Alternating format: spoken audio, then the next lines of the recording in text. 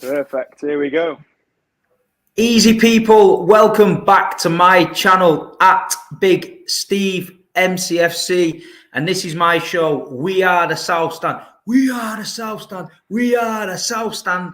And today I've got a great friend of mine. You all know him anyway. He's a legend at Man City with his vlogs, blogs, and all that stuff. The technical stuff that Big Steve can't do. He's the man. Luke at MCFC, lads. How are you doing, my mate? I'm good, thanks, Steve. Cheers for getting me on again. It's a pleasure as always. And we all know you're the real legend at City. But yeah, I'm not, mate. Listen, you guys, mate, you're the real legend. Them vlogs, I always say it, vlogs, blogs, and all that you do, they're absolutely brilliant. And anyone that's never seen Luke's work, check out at MCFC, lads. If you want the match day experience and the feel around it, the boozer before the game, the trains, the nightmares getting out, the goals, the agony and all that, he's the man. He's the man. Nice one.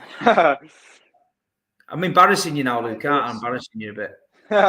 Yeah, you just the plug was a bit heavy, but I appreciate it. Hey, listen, you can never beat a heavy plug. Let me tell you that. Listen, people, it's been a while. I did a couple of little match previews and stuff like that. But Luke, you know, the season so far, mate, it's been a bit mad. We've had a couple. Listen, we've not been beat, but we've had a couple of results where, you know, we could have done better. The big Nordic meat shields turned up and blown City apart. The fans love him. What do you make of the season so far? To be honest, I think it's been good. The one that sprung out to me a little bit was when we played Newcastle. It was just one of those chaotic games. It was 3-3 in the end, with 3-1 down just after the break. And for that, I took the point. I was happy with the point. The Villa one, on the other hand, it wasn't as chaotic of a game. I think we should have probably won it. We didn't put in all our chances. So, 14 points from 6. I'm happy with it. It's better than probably last season. It's better than definitely than the season before that. So I think we're happy, to be honest. But yeah, the Champions League started well. League started well. I'm to be honest, I'm pretty happy with it. Not too many complaints. Do you think we're being a bit harsh because, like, we have come back in games? Obviously, Newcastle 3-1 down at half time. I'm sat there and I'm thinking, if we can get a point here, I'm happy. We came back, got a point. 2-0 down at home to Palace. You're thinking, previous years we've got beat off Palace. It's the same old thing. We come back, smash them. I think the only one I was really, really disappointed with was Villa, because I thought that we dominated the game and I thought we were a little bit slow in the build-up and we took our eye off the ball. And I think with Liverpool, Chelsea, Man United, Tottenham as well, you know, not all having great starts. Obviously, Tottenham was unbeaten, but they got beat the other night. But I think I'm looking at Liverpool all the time as the yardstick. So when they drop points for me, I'm thinking we've got to capitalise. So with the Villa game, a point is a bit hard to take. Yeah, I agree. I just think Liverpool started poorly, but I still see them as the main kind of rivals for us this season for the league. United, I don't see them coming close. Chelsea have been a bit poor. Arsenal have started well, of course, but I don't see them, you know, keeping that run going. They've had quite a few easy games as well, and they didn't beat United. And then Spurs, I don't see them. We saw them in Europe midweek. I don't think they've not got the kind of guts to run for a title. So I think Liverpool, I agree, yeah, they're the main kind of team we need to be chasing down or like running ahead of, as you said. I just think, yeah, we've started well. Just got to keep it up. Haaland's been on form, but we just got to make sure when we play the bigger side, we've got to start a bit quicker.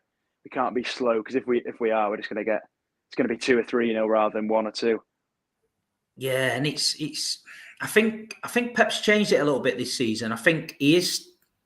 What was interesting is we know he started slow, and we know he's got rid of a lot of pace in the team. Obviously, Sterling was a pacey outlet. Jesus was non-stop up front. He's got rid of them players now. The other night, for example, against Dortmund, strange lineup. I thought, weird feeling when I looked at the team sheet. But you know, we're used to this with Pep. Mahrez and Grealish, he looked very, very slow. I mean, that's got to be one of the worst first half performances City's turned out in the last couple of years for me. Yeah, I agree. I just don't think Grealish and Mahrez by themselves are obviously great players, but I don't know if they work too well together. They're not the quickest wingers we've got. So I think we just got to make sure that, yeah, as you said, the lineups, we need to make sure that we play the players that work better together. and maybe don't play Mahrez and Grealish as wingers together. Maybe see Grealish a bit more in the middle. But yeah, that lineup for me was a bit interesting, and it was sort of corrected by those subs just before 60 minutes. But I think it was interesting. He's done that before, Pep. He has put a lineup out there, and I think it hasn't worked. And that's one good thing with him. He will change it if he needs to change it. You know what I mean? And he will get, like the other night, he brings them 3 subs on. It was like a spark. It ignited the whole team, and we ended up, going on to win the game. But super chat just come in here from Bert Shader. Bert, is that Bert or Bert? It's not a fucking Bert Shader. That is a top name. I love that name. That is a cool name. Bert Shady, mate. Steve, you're a legend, mate. Thanks for representing us City fans properly online and on the terraces. Question for you both, lads. Would you agree Foden, Haaland, Alvarez is the best front three? What do you think, Luke? I've got for my predicted lineup. I did predict Foden, Haaland, and Alvarez as the front three. I do think that for Wolves, certainly we got to play them. They're probably the most informed players we've got going forward at the moment. I don't know if we're playing a better side maybe than Wolves, whether that would be the 3 that Pep started, but it's certainly got to be up there for the kind of best combination we can have up front. I think, Foden, Haaland, Alvarez, I'll back that to play against Wolves. I think Alvarez has gone under the radar. Obviously, Erling, we'll talk about Erling in a minute, but Alvarez has come in. I think Pep's looking after him. I mean, it's hard to think, but Alvarez is actually older than Haaland, isn't he? Is he a year older or something like that? I believe he is a year older, and he's probably adjusted. It's a bit harder for him to adjust, obviously. There's more like a language barrier and stuff, and he's come over from South America, whereas Haaland's obviously been in Europe. So I think he's done well. He's not had as many minutes as Haaland, but he's certainly... No. If you look at him in isolation, without comparing him to kind of Haaland, if you looked at what he's done, the goals, like the influence he's had on games when he's come on as a sub, I think he's been great, to be honest. I think people need to be raving a bit more about him. Yeah, he's been a great impact player. And I think, like I say, Pep's keeping him wrapped up a little bit. But the big Norwegian man, I mean, for me, I've been absolutely excited. You've seen it. You've seen the text messages to Alfie. You've seen the big banner now. I'm going to take it to Wolves tomorrow. Unfinished Haaland business.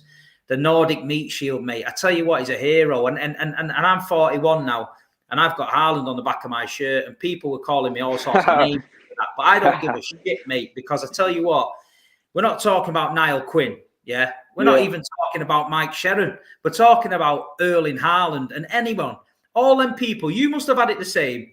After the Charity Shield, when he missed that, my DMs, I said one the other night on the stream, they messaged me and said, the Norwegian Sadio Beriano, someone called him. Oh dear. And he's ramming these words right down everyone's throat. I mean, what have you made of the guy? He's unbelievable, isn't it? I had the blonde Andy Carroll was that one I got. And I said to the guy, I said, you just watch, mate. A few emojis after it. And I tweeted out, actually, on the way back, I sprinted to the station at Leicester, made the early train. I was straight on Twitter. There was all sorts going on. These like slander videos, people laughing at him, these edits people have done. Darwin Núñez was supposed to be the next big, like the next Ronaldo, all these things they were saying. And I just tweeted, I just said, people laughing at him now, just watch when he has 30 goals by the end of the season, 30 plus. And he's already got pretty much half of that. And it's September. So anyone that was having a go at him, anyone talking kind of rubbish, they were just wrong. I knew they were wrong. Everyone knew they were wrong. But I'm excited every time I wake up. And it's match day, I'm thinking about him, and I'm thinking, I can't wait to go and watch Haaland. I'd like to watch him on his runs. I can't wait till we click, because we definitely haven't clicked yet. You know yourself, you've been there. There's 5 or 6 moments in the game where he makes them runs and they just don't find him. But when it all clicks into gear and it all starts moving, he's just going to be unbelievable. And that goal overnight against Dortmund, I've never seen that was just a mad flying. I don't even know what that was. He's just like, he's inevitable, isn't he? I was speaking to my dad. I would have been 8 or something. In 2012, we played Real Madrid in the Champions League, and we were 2-1 up into added time, and Ronaldo scored 2 out of nowhere, and it was just like depression in the away end, as my dad put it. And we were just looking at them Dortmund fans. They were singing all game, chanting all game. I'm sure they would have, even if it had been 3 or 4-0, but to lose it in that way, Haaland is just inevitable, and he was always going to score. and he's almost comparable. He's at an early kind of stage in his career. He's very young, but you just sense in the game, however many touches he's had, you can just see a goal coming from somewhere. And it came, of course, late on. And I think he's getting a little bit better. I mean, he's dropping off a little bit. He's laying the ball off. He played a couple of 1-2s. He put Alvarez in the other night. Alvarez hit the shot low down. It was a good save. There was a couple of times where he tried to just nick it past the centre-back, but I think Hummels just got his foot to it. So the guy's a monster. And don't forget, he's scoring hat-tricks. He's getting took off after 65 minutes. He's not even staying on the pitch. Yeah. And some people kind of say, like, I remember Aguero, when he scored 5 against Newcastle, I think it was 2016, he got subbed after 65 minutes. People complaining, saying, beat this record, beat that record. But we don't care. Who cares? Like, it'd be nice to have the record or whatever for most goals in a game, but do we actually need it? Getting him off after 60 minutes when the game's won is good, because we've seen he's had injuries and stuff at other clubs. And to get him off after 60 minutes, I actually get a bit of a sense of relief when he leaves the pitch, because I know he's going to be ready for the next game. And I just think we're managing him well. People behind the scenes, he's fuming when he comes off. You can see it. And I love that, mate. I love that. The guy wants to score every game. He's so excited when he scores. It's like the celebrations and that. He's definitely got a connection with the City fans. You know, all these interviews and things that City put out when he's in the shirt and he was training at Molde and Bran and whatever he was with a Balotelli shirt on and that. All that is brilliant for a City fan. That is what you want in your striker, your superstar. You want him to have that connection with the fans.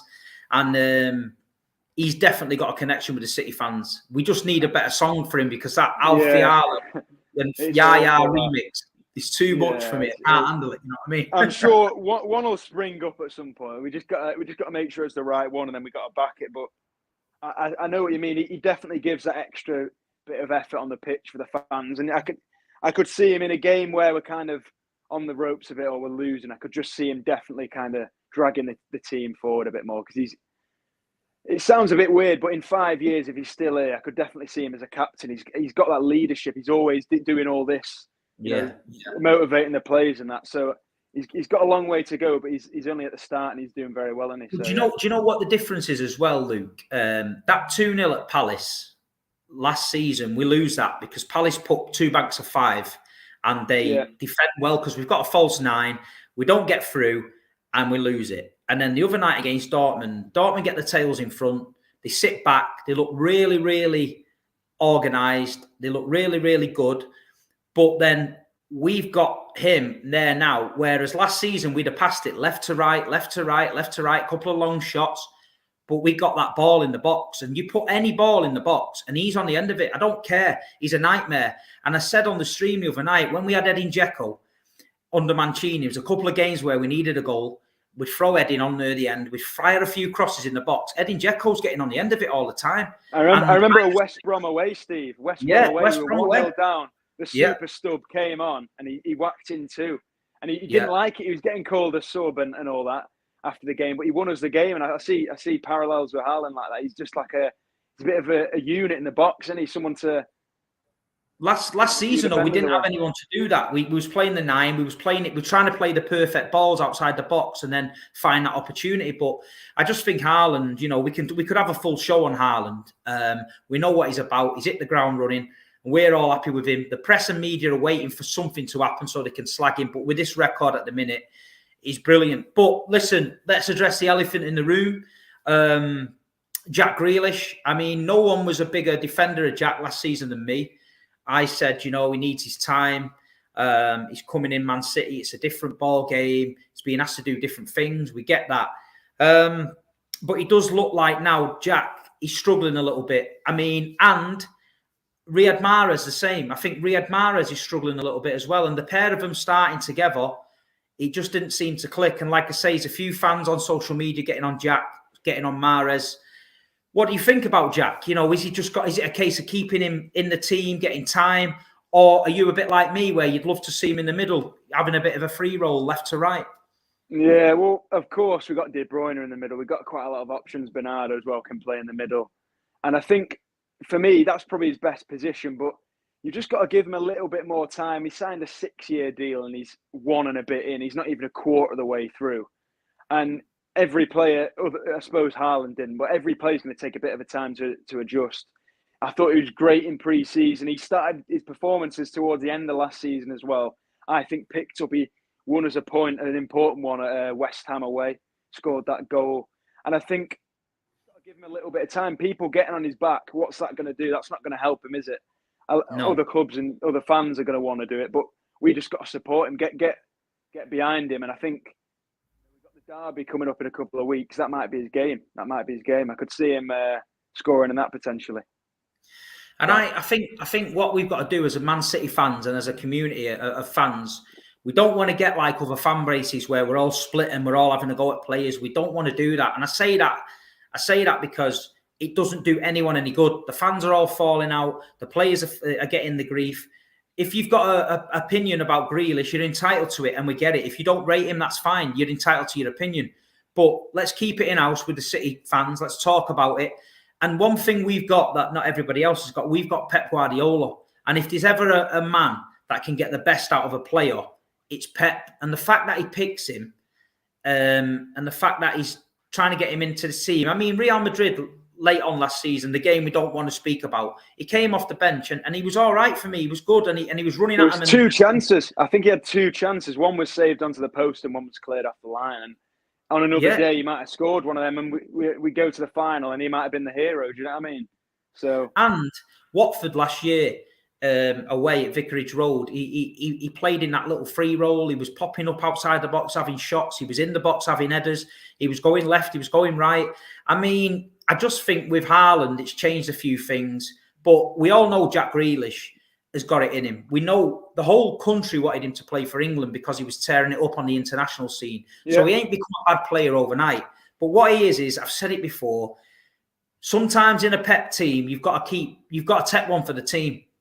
Thierry Henry at Barcelona, when he went there, some games he stumped the joint out. But it was because everyone was expecting him to do this, that, and the other. But Pep was telling him to keep out wide, keep on the touchline, make some dummy runs, make the space for Messi to run into.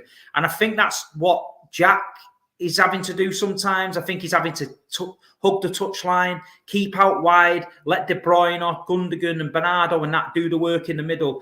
And I think it's frustrating for him. I think if we got Jack Grealish in the room and said, Jack, I bet he'd probably say, you know what, I'm not playing how I want to play. I want to be free and all that. But he's got to do his bit for the team. Yeah, he said on the final day of the season after we won the league, he was on the pitch and he said it took him by surprise coming to City, but he found it harder than he thought he would.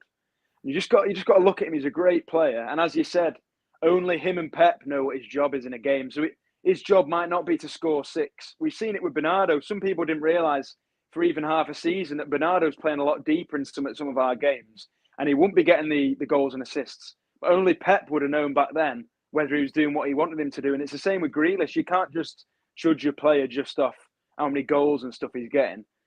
Him and Pep will know what they need to get out of a game for him. And we just got to leave it to Pep. I can't really remember one signing Pep made, like a major signing that didn't turn out well. So he's going to turn out well. Yeah, he will. And I think, listen, Pep's changed a few players and nobody said anything. He changed Delph into a left back. He's changed Zinchenko into left back. But because they didn't cost 100 million, nobody's really asked about it. But because Grealish has got 100 million, he's always going to get that price tag. I just think we're early in the season. We've just got to keep going as what we're doing, keep the City fans together, keep pushing this team over the line. And I think, listen, if we get to the end of the season and he's had another stinky of a season where people think, you know what, he's not doing it, then I think Pep might cut his losses. But listen, we said we'd give him another season. I think we've got to do that. I think Mahrez was getting a lot of criticism in the stands the other night as well. And like you said, we were very, very slow. But Pep identified what we needed to do. We brought on Foden, Alvarez and Bernardo, and it was like the spark just ignited the team and we looked a totally different outfit. So tomorrow at Wolves, me personally, I'd like to see Foden, Haaland and Alvarez, me. Yeah, I agree, because those three, so far this season, some people are saying Foden he was a bit sloppy at first, but those three for me have been probably the top 3 performers going forward. Mahrez and Grealish haven't been as good, even though we know what they're capable of. we've got a 2-week break, and then we've got the United game. So there's probably going to be an inevitable injury during that international break. It's always going to happen. But I see it as sort of start your best team against Wolves, and then kind of it's a fresh start for everyone then after the international break. And we've got a lot of games. So everyone, regardless of form and stuff, everyone's going to have to play after the international break. And I can see players like Grealish and Mahrez just kind of, with a bit less pressure on them, doing a bit better, I reckon. And there's another thing. The other year when De Bruyne and Gundogan played together, I don't think it worked that well. When De Bruyne got injured and Gundogan had to step up, he stepped up and he was fantastic. And then when De Bruyne came back, they tried to play together, didn't quite work. Then he dropped Gundo, then De Bruyne took over. I think there's a fair shout to be said that Gundogan and De Bruyne don't really work well together. I think they stifle each other a little bit. I think when Bernardo come on the other night, he's seen a totally different midfield. But do you think, Pep, with making Gundo captain, do you think, he's going to play him more because he's captain, or do you just think he's thinking in his head that it'll gel and De Bruyne and Gundogan will work well together? Because I think we're easy to go through the middle against when you've got them two there. But when you've got Bernardo buzzing about in the middle, I think he brings a different energy than Gundo. Yeah, I agree. I just think a couple of seasons ago when De Bruyne got injured, it was that February kind of period, wasn't it? And there was actually some fans, even City fans, were saying that we played better without De Bruyne in there. And it might be a little bit of what you were saying. Obviously, that's nonsense. But maybe Gundogan and De Bruyne, both playing in that kind of position, don't work that well together. So with Gundogan captain, Pep has this like captain team, doesn't he, with a load of different players in. I see him probably playing a similar amount of minutes as he did last season. But in the bigger games, we saw what he did in that Villa game off the bench. Gundogan even said in the interview as well on that documentary, he said he was disappointed with the number of minutes he'd been getting at the end of the season. And he knew he had to kind of come on the pitch, make the difference. And he did. So maybe in the bigger games, it might be a Gundogan and De Bruyne job, but Pep will have to suss that out, won't he? We'll have to work out whether it's because they probably haven't played as much together as with Bernardo in their last season. So we'll just have to kind of see how it goes, I reckon. Yeah, there's a few good shouts in the chat. People, please hit the like button. Get the likes up here. Because of my lack of streams for a while, the algorithm just pushed Big Steve all the way to the bottom of the hill and was like, yeah, forget Big Steve. So I need you guys to hit the like button. I need you to share it. I need you to get all the other City fans who are sat at home now playing on FIFA, get them on this stream with me and MCFC lads. It's an elite duo, this, you know what I mean? It's not every week you see this. Yeah, it's quite rare. It's quite a rare one. We're chewing the fat here. We're chewing the fat. There's some good comments in there. People are saying NXT said he thinks making him captain makes it easier to sub him off. I mean, yeah, maybe. But tomorrow, Wolves, early kickoff. Last season we went to Wolves. Everyone said it's going to be a banana skin. They just beat Man United, I think. They were getting the odd result. We went there, Kevin De Bruyne, masterclass, 4 goals, win 5-1.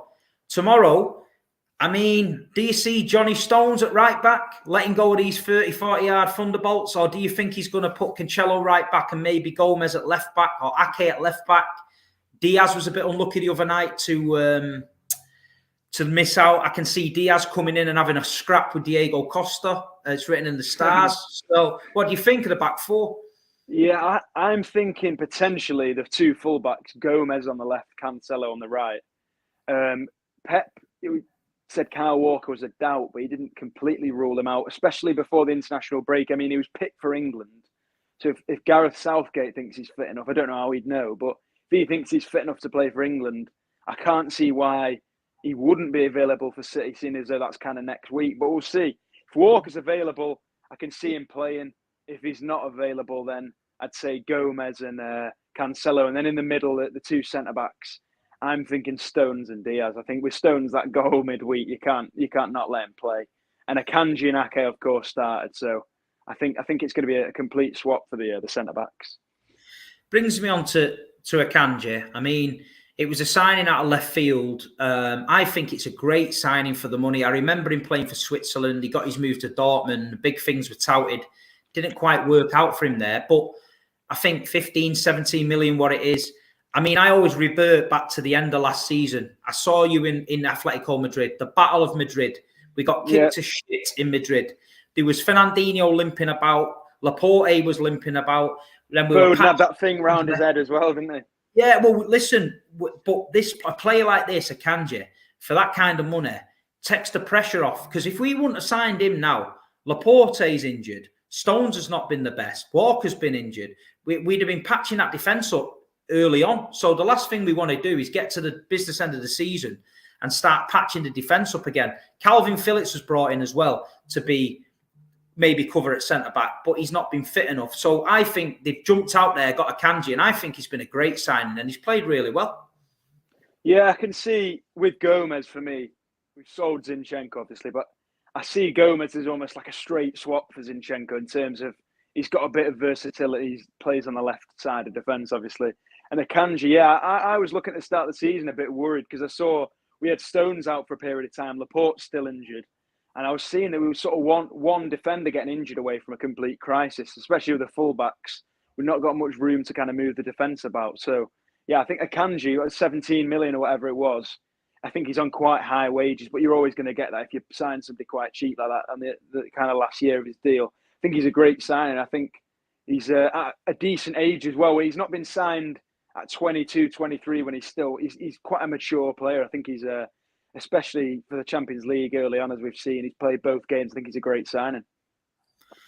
So you're saying that Stonesy and Diaz play at centre-back. What about your midfield tomorrow? Would you take that on board from Dortmund the other night, maybe pull out Gundogan and put in Bernardo, or would you stick with the same three in the middle? Yeah, I'm thinking De Bruyne, Rodri and Bernardo I'm gonna go for with that. And then, of course, the front three we've already mentioned. I just think Gundogan, good, but injury prone as well. I don't want to see him getting injured, especially as a captain. If he was to play a bit too much, especially with what he said with De Bruyne as well, maybe it's best to just leave him out for this one, get him ready for the derby, because I can see they've got some new midfield signings. United in 2 weeks. I want Gundogan in that starting 11 for that game, so I'd leave him out for Wolves after the international break. Put him in again. Yeah, and like you say, if he starts Alvarez, I think, like I say, he brings the energy. It'd be great to see Alvarez start. It really would. And obviously the big Norwegian. There was a rumor the other week that he was going to drop him, Pep, but he can't drop him. Surely to God, can't drop him. No way you're dropping him, because he was someone that when we signed him, he's had injury problems, hasn't he, Haaland? But the way I see him, he was always going to get about 2/3 of the minutes, something like that, 3/4 maybe. And because he's scoring so many, you can take him off at 60 minutes, as we've said, rotate him a bit. And even though he started every game, he's not played every minute, has he? He's played that kind of amount, I said, and I think you just got to keep playing him. And someone there for you, Alex. Can you ask MCFC lads? Don't know his name, to do another City career mode when the new FIFA comes out. Yeah, well, funnily enough, Steve, I did a City career mode sort of halfway through last season. I signed Haaland last year, and he scored about 40 for me, and we won the Champions League. So I have had a few DMs saying, if you're going to do another one, and whether that has actually kind of preempted what's going to happen this season. So I might do another career mode. I might do some other kind of FIFA type videos. But yeah, that last season, that would be funny if we did go on to win the Champions League. Big up. There's one there, Malik Brooks. Big up, Malik. Welcome to the Man City family here. We've got a good little show going on here and plenty of nice people in the chat. There's a few mad ones in the chat as well that I'm just trying to skip over and that. So it gets a bit crazy out here. But no, listen, people, please hit the like button. Make sure you follow Luke at MCFC, lads. Like I've said, some of his content is top notch. He's on the front line, bringing it you live every week. So make sure you give him a follow and look after him. But yeah, Wolves tomorrow. Let me get a match. Let me get a prediction from you, Luke. What are you thinking? Is it going to be straightforward, or are we just going to get over the line again? Well, as Pep said, Wolves have kind of moved their system a bit this season. They had 5 at the back with Cody in the middle last season. They've now got 4 at the back, probably a bit quicker the back 4. I don't see them being as physical as they used to be. Defensively, they've probably not been as good this season. I think Haaland, they're going to struggle. Last season, they might have been able to cope with Haaland, 3 centre-backs. But I can see him playing in the middle of the 2 centre-backs they're going to have. And I don't think it's going to be easy, but I could see us winning sort of 2-0, maybe 3-1. I'll probably go for 2-0. I can see us keeping a clean sheet. it's not going to be completely easy, but I think it'll be easier than when we went there 3 and 2 years ago when we had a bit of trouble. So, and do you think Haaland's on the score sheet again? Do you think his good run continues?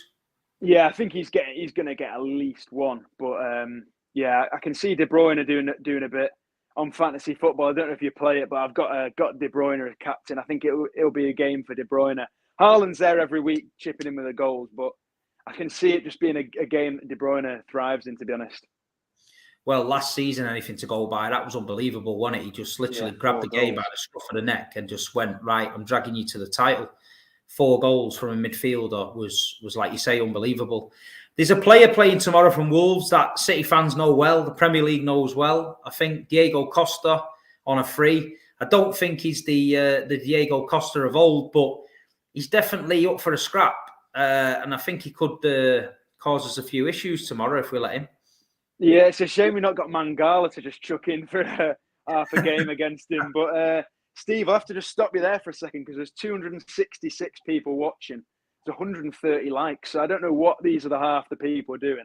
They need to be. They need to get on the likes. Get that to 200. 200. We'll just stop talking for 5 seconds. People can drop a like, drop a sub as well. It's not hard, is it, people? Come on. We're all City fans. Exactly. We need the likes. Get the algorithm up. You know what I mean? You sat here watching. Just go to the like button, press it. Thank you very much. Up the Blues, and then we start talking again, innit? Exactly. Yeah, we'll have a look. I've just refreshed, Steve, and we've gone from 130 likes all the way up to, let's see what we're on now, 160. Look at that, 30 odd likes straight in there. And yeah, I forgot what you'd even said now, but we'll continue now for those in the chat that have just dropped a like. Plenty of lads from Ireland. Do you know what? Funny story before that. I got a message from the supporters club in Ireland. I think it was Dublin, yeah. And he said to me, Steve, you know, we're great band of Blues out here. We get took the piss out of a lot of Man United fans, a lot of Liverpool fans. But they started to take us a little bit seriously when they heard your video on Lad Bible. So obviously when I did the Lad Bible and I did it with Robbie and I talked about Man City and, you know, you don't get it and all that. And this week, listen to this, yeah.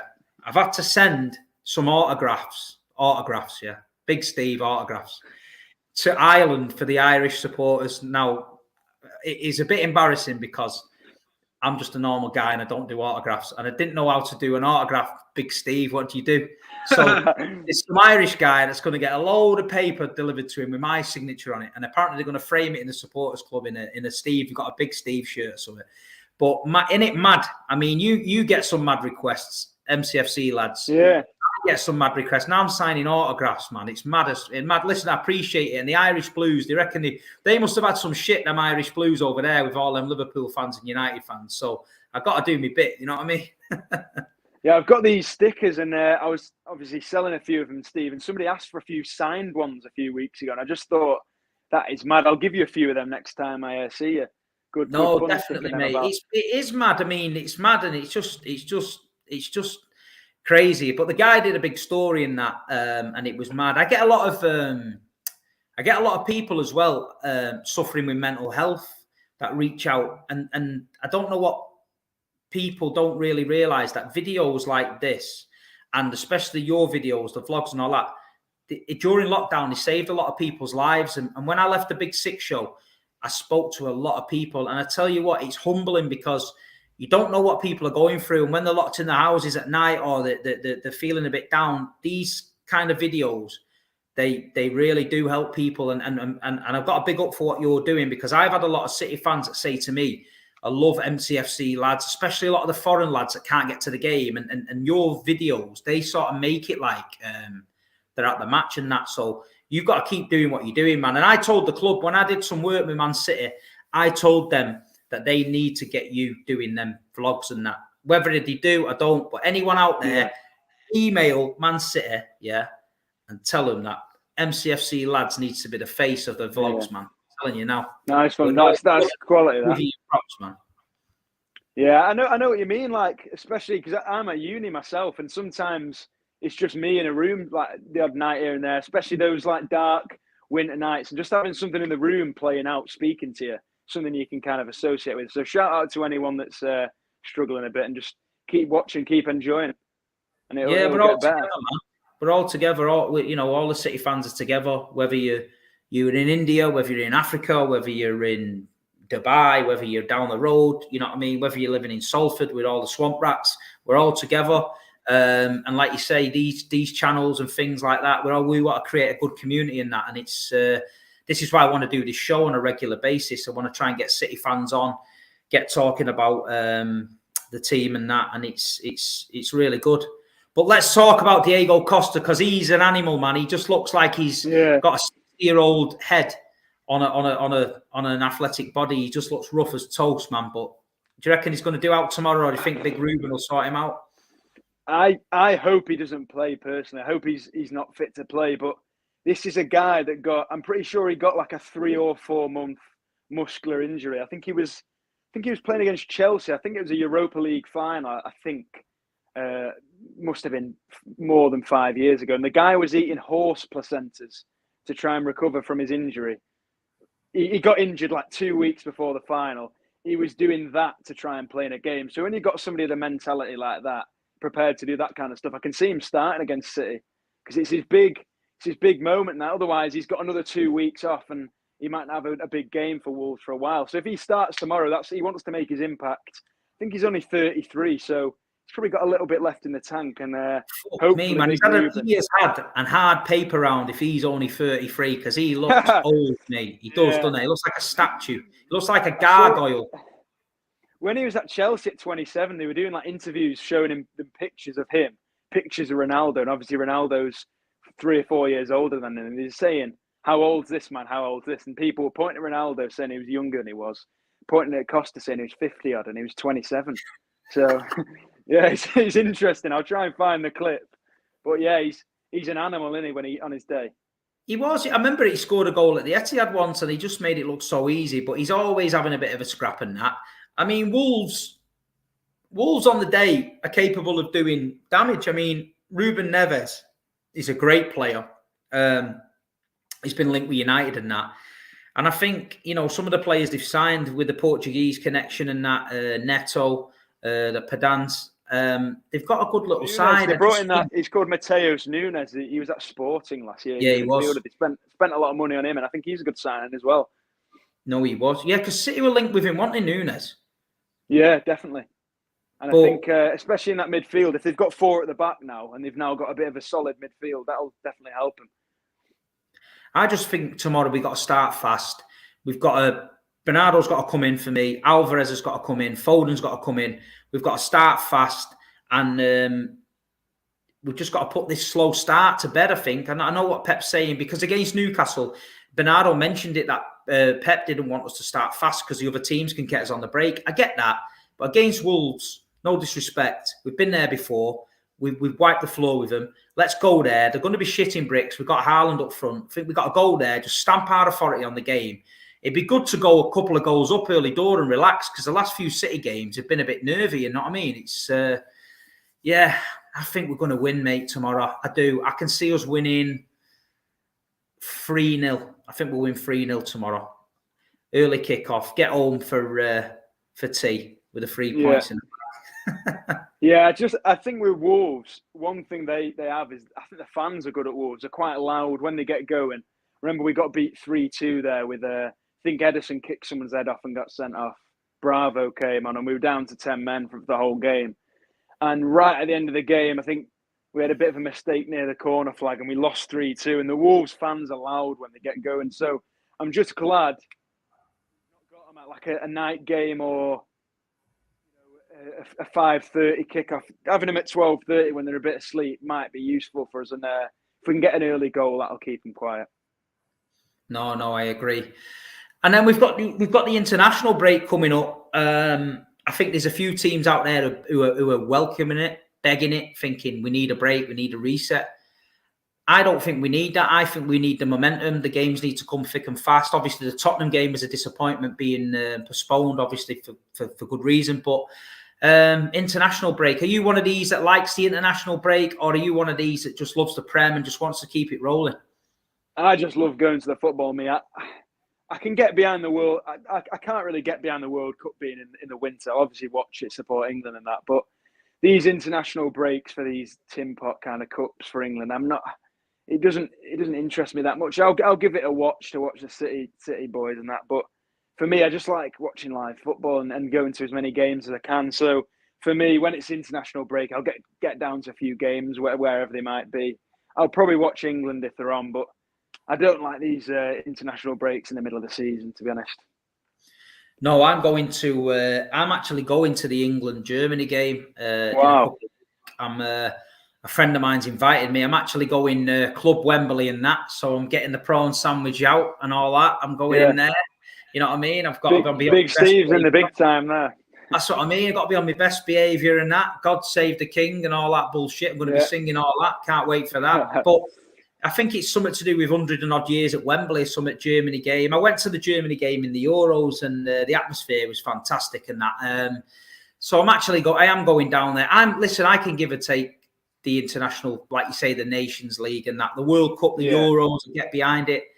It might be a chance. It might be a chance for Jack to get a game for England, turn it on, get a bit of confidence. So I'm looking at it like that. You know what I mean? Maybe get his mojo back.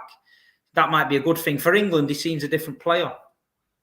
Yeah, I agree. Maybe it's just he's under less pressure. I know it seems a bit weird, but I feel he's probably under more pressure at City than he is England because he's performed a bit more for England in the past. But yeah, I've been to one England game myself, and it was in 2016. It was at the Etihad against Turkey.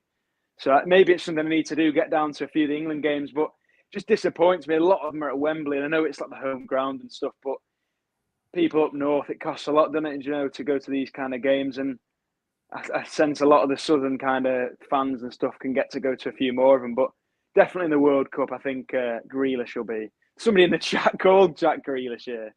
That might be Jack. If that's you, Jack, big up, man. We've been talking nice about you and that. Thanks for the boots. He gave me his boots, He gave me his boots from his.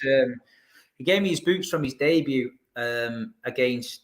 He made his debut for City and then he scored in the same boots against Norwich and he scored against Leipzig and he gave me them boots. So listen, Big Jack is I wouldn't say he's a great friend of mine, but he spoke to me a couple of times. Big up, but I hope he does well for England. I hope he can get his mojo back. We've got the derby coming up. I just want to touch on it. Obviously, derby day is horrible. If you're a City fan, Manchester lad, you can't get away from it. The fucking milkman, he's a red. The woman who does your bacon butty in the morning in the cafe, she's a red. Some of your mates are reds.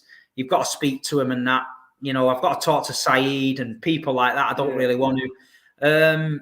We've got to put it on them, haven't we? Looking at them this season, the way it started, we've got to put it on them. I'm looking forward to it, me.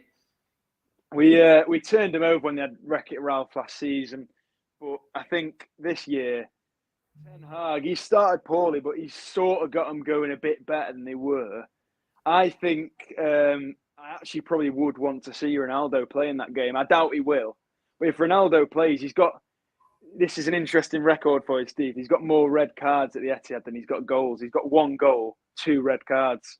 So I think he's the type of guy, if he was to play, I think he snapped someone in half one time and then tried to score with his hand on another. So he bottled it last time, didn't he? He did turn up last time. They said, he was whatever. Or something, bullshit on it. It was bullshit. I think he just didn't want it. I don't think he's got it in him. I think, especially when Liverpool, when they got pumped a couple of times by then, he doesn't want to be on the pitch. When United start losing heavily, he just turns his back and tries to get subbed off or says he's injured or he's ill or whatever.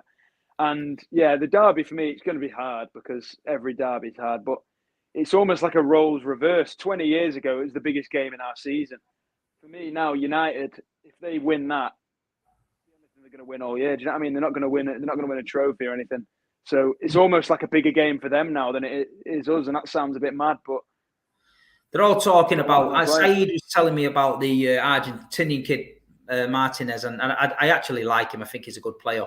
But he said, "Wait till the butcher gets hold of Haaland." I said, "Mate, he's the worst butcher since Fred Elliott at Coronation Street." He's got a blunt butter knife. If he's a butcher, I'm telling you. Haaland, mate, they must be shitting it from Haaland because they know what's coming. And like you say, derby day gets you going and that. It's just that there's a break now. We've got to wait for it. will it do them good for a bit of a break? Their next game, they've had a long break coming into this. They don't have got a game this weekend, but I'm ready for it, mate. We've just got to put them to the sword. You know what I mean?